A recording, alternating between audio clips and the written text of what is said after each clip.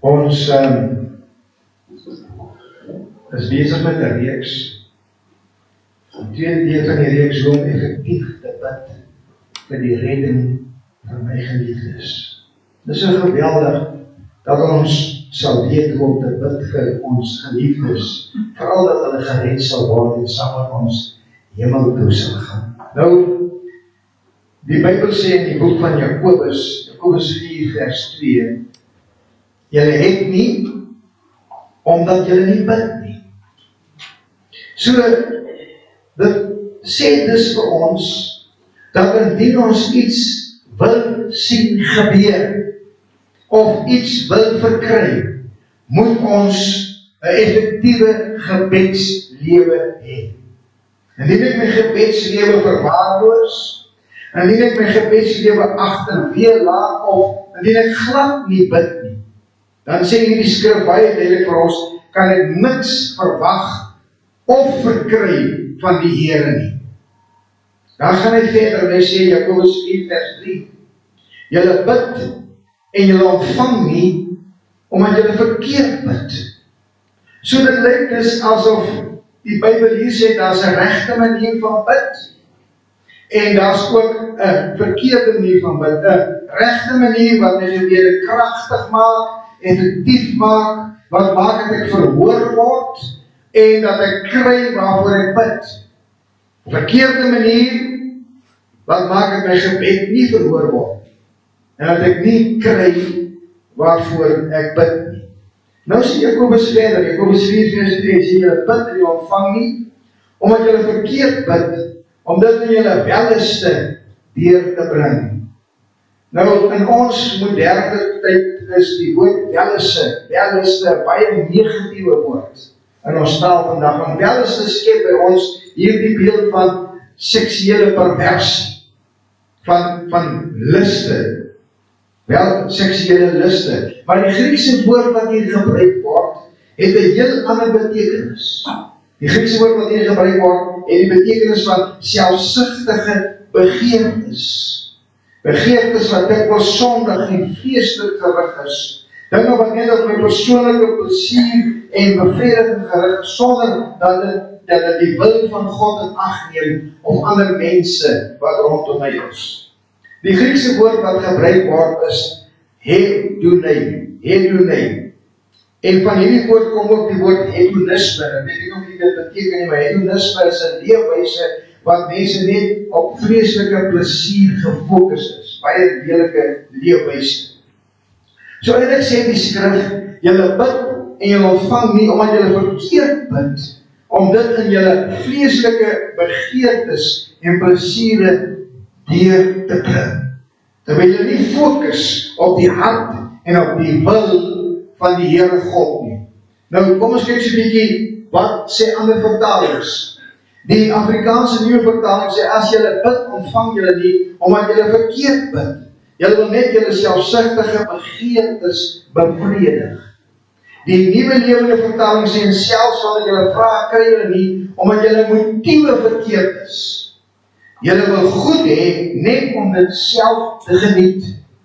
Die Passion Translation sê, you're asking with corrupt motives, seeking only to fulfill your own selfish desires. So die Bybel sê, dis baie duidelik vir ons, dat die Here God nie gebede beantwoord, wat uit selfsugtige begeertes en motiewe gebid word nie. Gebedes wat daarop gemik is, om net my eie plesier en my eie begeertes te bevredig, eerder as om die wil en die hart van die Here God oor die saak te soek.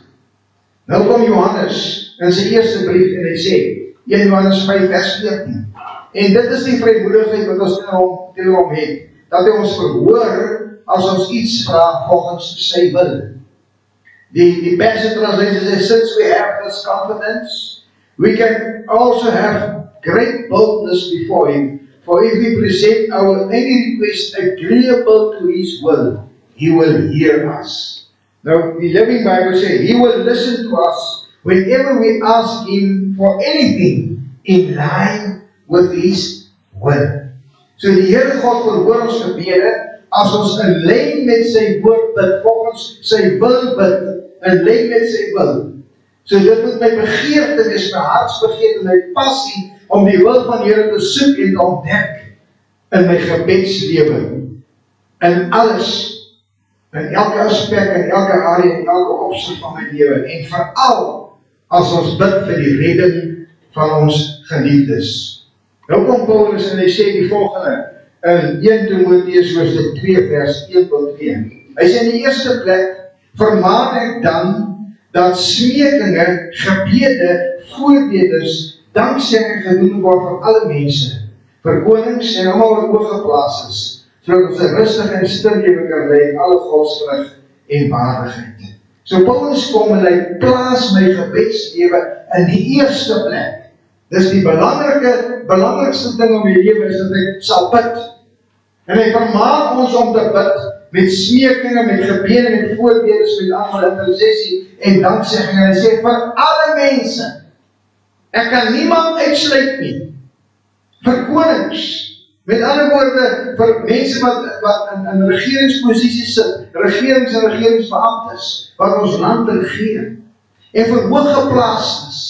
Hooggeplaastes mense wat hoë posisies beklee, wat besluite neem en keuses maak, wat alle mense se lewens beïnvloed, soos byvoorbeeld landdroste, burgemeesters, polisiehoofde, skoolhoofde, die CEO van 'n maatskappy en 'n besigheid ensovoorts. Hy sê ons moet vir hulle bid, sodat ons 'n stil en rustige lewe kan lei in alle godsvrug en waardigheid. Dan gaan hy verder en hy sê, 1 Timoteus 2 vers 3 en 4, want dit is goed en aangenaam vir God ons verlosser, wat wil hê dat alle mense gered word en tot die kennis van die waarheid kom. Wat is goed en aangenaam vir God? Dat ons sal bid, dat ons die aangesig van die Here sal soek vir ons land, vir ons mense, want die wil van God vir ons is dat alle mense gered sal word en tot kennis van die waarheid kom. Nou wat is hierdie waarheid? Wat is die waarheid wat mense moet leer ken? Kom ons kyk so 'n bietjie daarna. Jesus bid in sy hoëpriesterlike gebed dan Johannes 17 vers 17. Hy sê, heilig hulle in u waarheid, u woord is die waarheid. Jesus sê, die woord van God is die waarheid.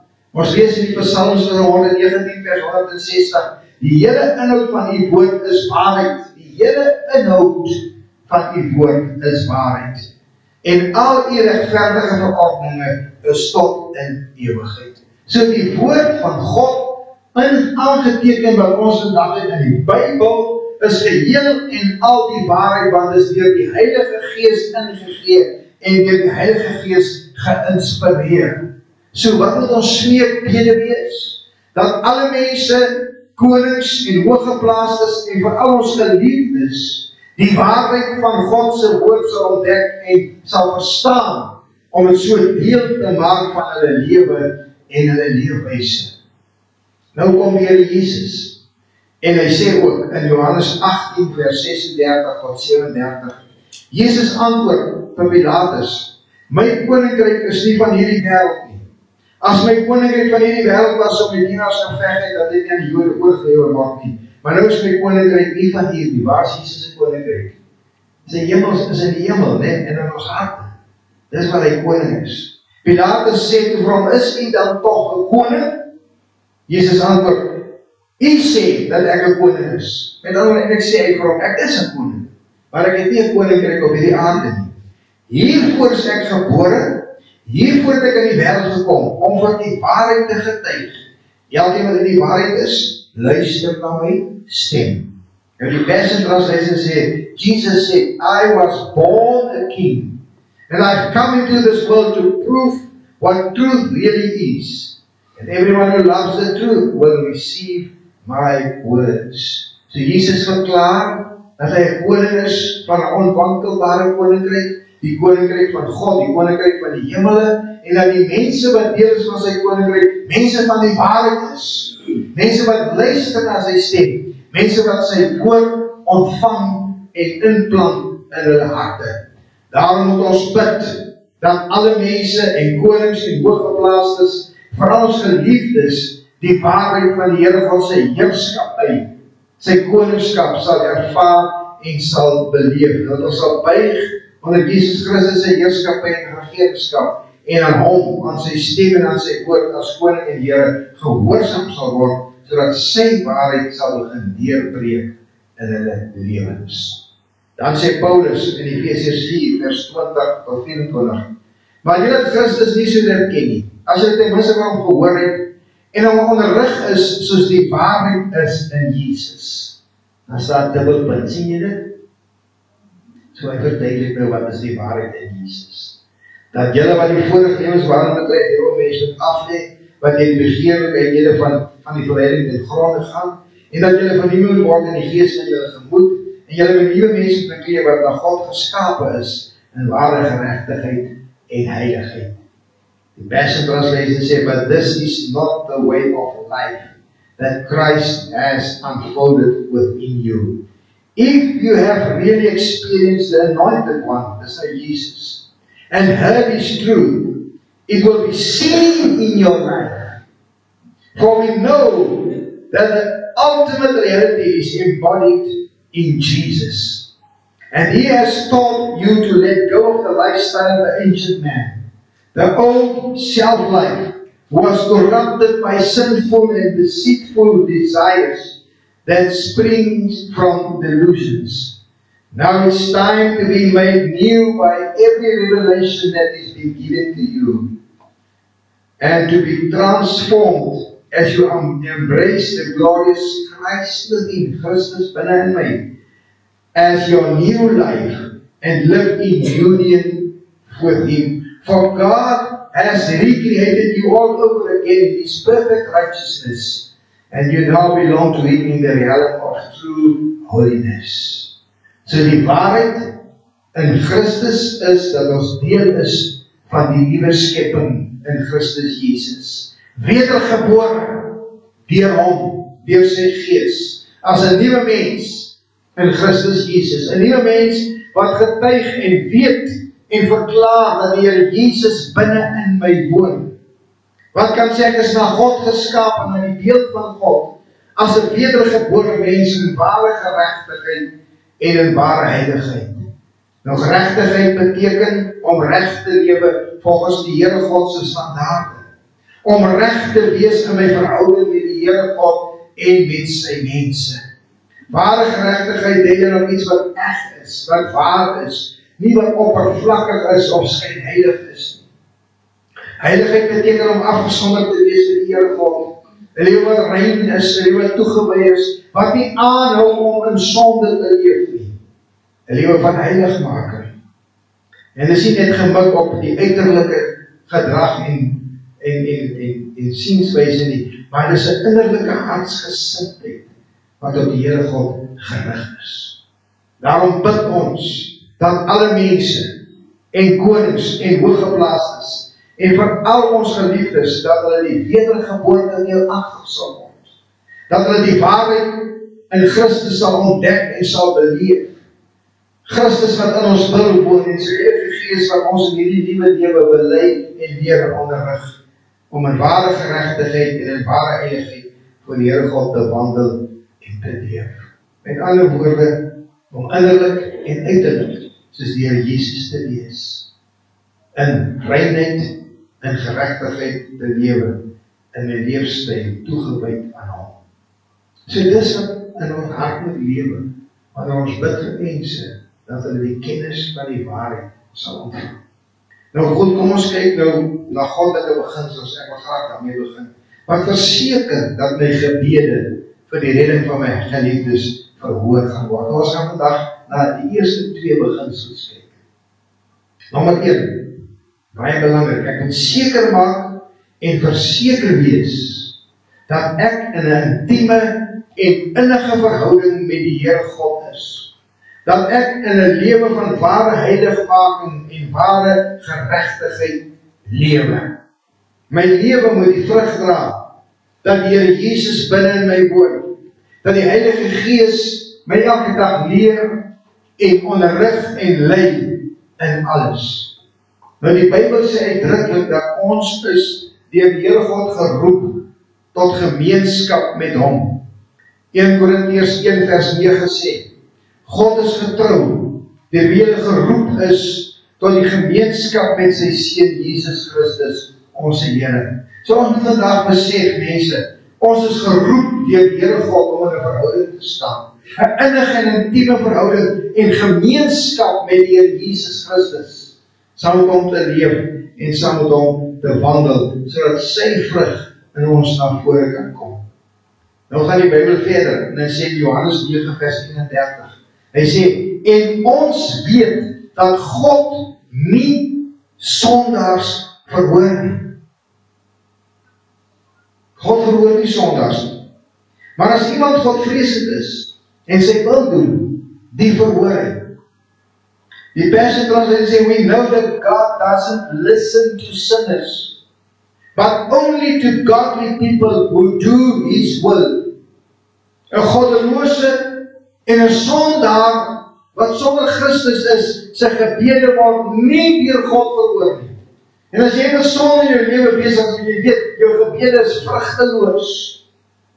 As ek nie innig met die Here wandel nie, is my gebede te vergeefs en vrugteloos, want my lewe moet die vrug dra van die Here Jesus.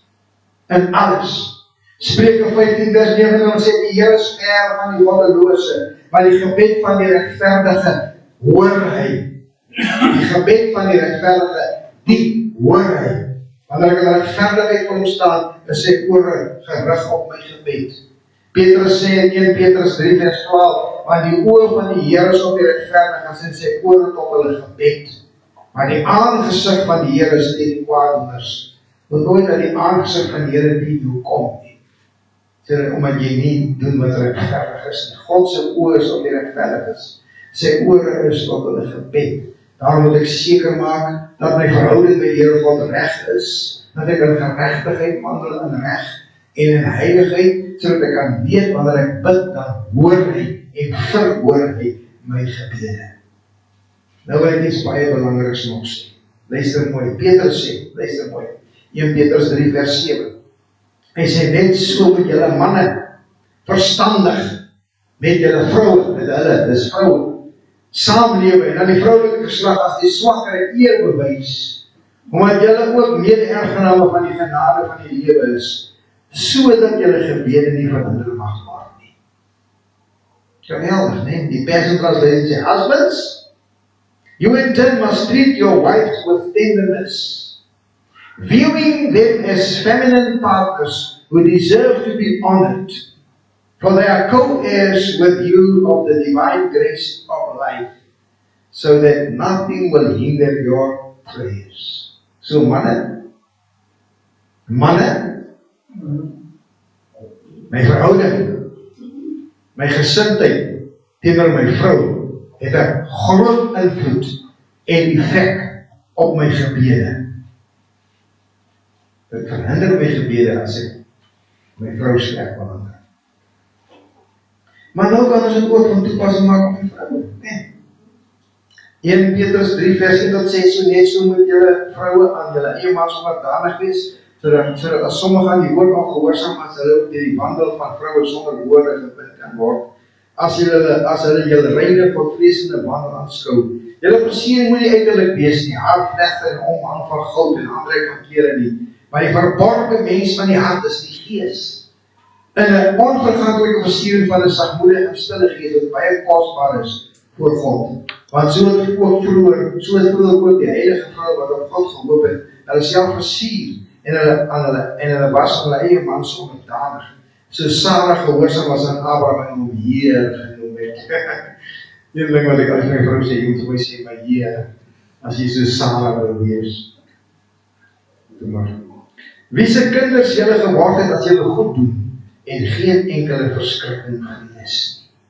So my liewe sissies, dames, my gesindheid en my verhouding teenoor my man, onderdanig te wees, soos aan Christus, teenoor my man, en moenie worry nie, ek sal een of ander tyd praat, miskien op Vadersdag, oor hoe 'n man waarlik man van God kan wees, want ek kan jou vrou nie onderdanig wees. Maar dames, my gesindheid en my verhouding teenoor my man, het 'n enorme invloed en effek op my gebedslewe. En sekerlik kan ons ook byvoeg, die Here God se mense wat saam met ons is, ons verhouding met hulle moet goed en reg kan nie wrok in jou hart dra en dink jou gebede gaan verhoor word nie. Petrus sê, sodat my gebed nie verhinder mag word nie. Nou wil ek net nog dit sê, nee. Die enigste gebed wat 'n goddelose en 'n sondaar kan bid, is die bekeringsgebed. Wanneer God verhoor hom, wanneer hy staan na God roep om sy lewe aan God oor te gee. Dis die gebed van die sondaar. Goed, kom ons kyk dan na nog 'n beginsel, nog 'n waarheid, wat verseker my gebed effektief en kragtig is vir die redding van my geliefdes. Nommer 2, 'n verbintenis, 'n commitment en 'n gedetermineerdheid moet in my gees wees vir die redding van my geliefdes. Ek moet passievol wees, volhardend bid, sonder ophou vir die redding van my geliefdes. Ek moet my in die gees verbind aan die persoon waarmee ek bid en intree. Dan moet 'n gedetermineerdheid in my gees wees, 'n passie om vol te hou om vir die redding van daardie persoon te bid. 'n passie wat in my gees is om te bid dat hy of sy sal toeneem in die kennis en in die waarheid van die Here Jesus, totdat die Here Jesus in hom of haar gestalte kan verkry. Paulus sê dit in Galasiërs 4 vers 19, en hy sê, my kinders, nou wie ek weer in baringsnood is, totdat Christus in julle gestalte verkry. Vers 13 sê, you are my dear children, but I agonize in spiritual labor pains once again until the anointed one, Jesus Christ will be fully formed in your heart. Paulus sê, ek is in geboortepyn geestelik vir julle. Nou, ek dink vir ons wat al geboorte geskenk het, sal vir ons vanoggend kan sê, as die geboorteproses begin, is daar nie meer 'n omdraai kans nie. Is dit waar? Jy sal net moet deurdruk en geboorte gee. Jy het geen ander keuse nie. Want as jy dit nie doen, kan jy dalk sterf en die babatjie kan sterf. So die skrif sê, so 'n commitment, so gedetermineerd, so passie moet in my gees wees. Wanneer ek kies en roep vir die redding en verlossing van my geliefdes, 'n baringsnood passie in my gees. Kry 'n baringsnood passie in jou gees vir jou geliefdes en bid volhardend, passievol, totdat Christus se gestalte in hulle verkry. Een Engelse vertaling sê, until Christ's life becomes visible in their lives. Nou luister baie mooi. Paulus sê vir hierdie Galasiërs, ek is weer in baringsnood. I am agonizing again in spiritual birth pains. Dit beteken, daar was eens 'n tyd gewees, toe hulle nog sonder Christus was, toe hulle nie die Here geken het nie, wat Paulus in baringsnood gebid het vir hulle en vir hulle redding.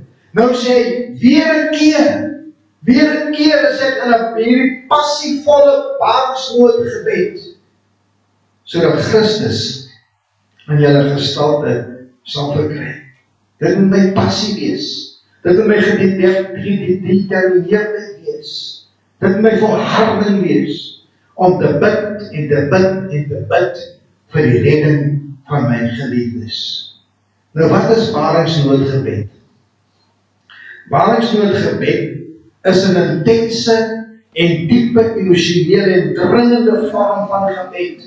Soos die innerlike pyn wat 'n vrou ervaar, die dringendheid van 'n vrou wat in baringsnood is, wat sê ek moet geboorte skenk. Ek kan nie terughou nie. Die babatjie moet uitkom. Dis 'n beeld wat gebruik word om die geestelike worsteling en die intense smeking wat ek voor God het te beskryf. Kom ons kyk bietjie, wat beteken dit dan wanneer ek in baringsnood bid? Nommer 1, dit is intense voorbidding. Ek dra iemand anders se geestelike nood of saak voor die Here op, sodat 'n ma 'n kind in haar dra en aan hom geboorte gee. Ek word swanger in my gees vir die redding van my geliefde. En ek hou aan totdat daar geboorte kom, totdat hierdie geliefde in Christus is. Nommer 2, dis 'n emosionele uitdrukking. in my gebed wat baie keer gepaard gaan met trane, met sigtinge, en selfs soms met woordelose smeekinge.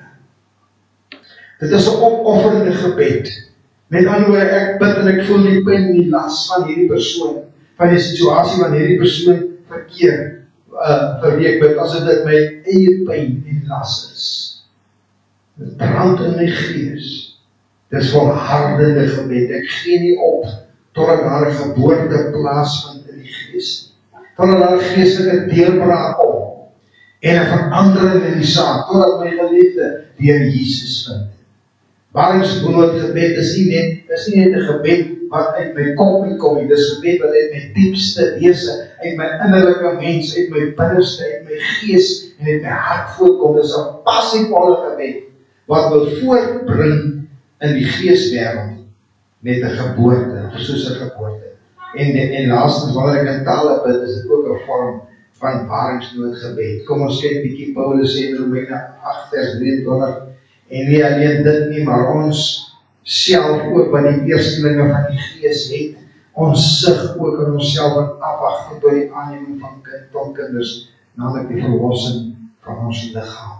So Paulus sê, ons wat aan die Here behoort, en die gees van God in ons het 'n sigting, 'n afwagting, dat die Here God moet werk in ons midde, dat die Here God met krag in ons liefdeslewe sal inspreek, en dat wanneer hy eendag sal terugkeer, om ons na hom toe te neem. Die Passion Translation sê, we inwardly groan, as we passionately long to experience our full status as God's sons and daughters, including our physical bodies being transformed. Daar's 'n sigting in my gees, dis baringsnood. 'n sigting in my gees, 'n inward groan of my spirit. En ons verlang daarna om die volle status van as God se seuns en dogters te ervaar, wanneer ons hierdie sterflike liggaam eendag verander sal word in sy verheerlikte liggaam. En vriende, dis wat ons uitroep en smeek en sug vir ons geliefdes, vir die redding van ons geliefdes. Nou gaan Paulus verder, hy sê, Romeine 8 vers 26 en 27, en net so kom die Gees ons swakhede te hulp, want ons sug, ons groan, ons smeek in ons binneste. Hy sê, maar die Gees kom ons swakhede te hulp, want ons is te swak, want ons weet nie reg wat ons moet bid nie. Maar die Gees self tree vir ons in 'n onuitspreeklike sigtinge. En hy wat die harte weer soek, weet dat die bedoeling van die Gees is. Omdat hy ooreenkomstig die wil van God vir die heiliges intree. Die Passion Translation sê dit so. And in a similar way, in dieselfde manier, onthou ons sig vir die openbaarmaking van die seuns van God en die dogters van God, vir die wederkoms van die Here, vir ons vriende en familie, dat hulle dit sal deel. Hy sê, and in a similar way, the Holy Spirit take hold of us in our human frailty to empower us in our weakness. For example, at times we don't even know how to pray and know the best things to ask for. But the Holy Spirit rises up within us to super intercede on our behalf, pleading to God with emotional sighs too deep for words. God, the searcher of the heart, knows fully our longings, yet He also understands the desires of the Spirit, because the Holy Spirit passionately pleads before God for us, His holy ones, in perfect harmony with God's plan and our destiny. Nou, baie Bybelstudente sê dat die woorde om onuitspreeklike sigtinge, emotional signs to deep words, kan ook dui om mentale te bid. Dis deel van hierdie sigtinge. To super intercede on our behalf, pleading to God with emotional signs too deep for words. Die Heilige Gees doen namens ons super voorberei by God, ons Vader. Hy smeek in ons met emosionele sigtinge, wat te diep is vir menslike of verstandelike woorde om te uiter. En dit impliseer dat ons in tale bid, wat nie deur menslike tong of deur menslike gedagtes gevorm kan word nie. So ons kan dus sê, dat wanneer ek in tale bid, is dit 'n vorm van baringsnood gebed. Nou geliefdes, hierdie soort verbintenis, hierdie soort passie, hierdie soort gedetermineerde, hierdie soort volharding, moet in my gebede wees, vir alle mense, en vir konings, en vir hooggeplaastes, en veral vir die redding van my geliefdes. So net om weer vas te maak, die eerste 2 beginsels, my lewe met die vrug dra, dat Jesus Christus binne in my woon, en dat sy gees my alles lei en leer en onderrig. En ek moet gedetermineerd wees en passievol, volhard in die gebed, vir die redding van my geliefdes, deur baringsnood gebed. Maar ja, volgende keer sal ons dan nou kyk na nog verder skrif waar die beginsels om effektief te bid vir die redding van my geliefdes. Halleluja. Kom ons bid saam. Ons staan vanoggend voor U, Koning van die konings. Ons staan voor U, Here van die Here. Ons plaas onsself geheel en al voor U, alles wat ons het op die altaar. En ons roep tot U, Here, dat U lewe en U heerlikheid sal deurbreek, nie in ons lewens nie, maar ook vir die geliefdes, vir wie ons bid en intree passievol. Dat U waarheid in ons lewe deurbreek, die waarheid van U woord, die waarheid van U koningskap, en die waarheid van die lewe van Christus in my. Deurbreek in my lewe, deurbreek in my geliefdes se lewe, vir wie ek intree en bid, Here. Dankie vir U genade en dankie vir U liefde. U het gesê die reddende genade van Christus, van God, het aan alle mense verskyn. So ons bid vir ons geliefdes, dat daar 'n deurbraak sal wees, geboorte gegee sal word, vir hulle tot redding, dat hulle die ewige heerlikheid van God sal beleef en die ewige lewe sal deel word vir hulle. Ons bid dit in die naam van Jesus Christus van Nazareth. En ons dank U daarvoor. Amen.